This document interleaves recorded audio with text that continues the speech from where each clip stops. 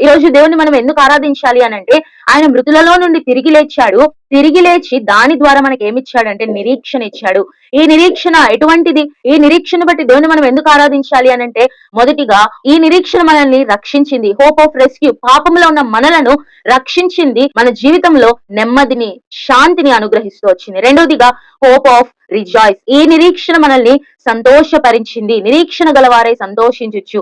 కష్టములో, దుఃఖములో, శ్రమలో ఈ వారమంతా ఎన్ని పరిస్థితులు ఉన్నప్పటికీ కూడా మరలా మనము ఈ ఆదివారం దేవుని ఆరాధిస్తున్నామంటే దాని అర్థము దేవుడు మనకిచ్చిన నిరీక్షణను బట్టి మనం ఆరాధించగలుగుతున్నాం.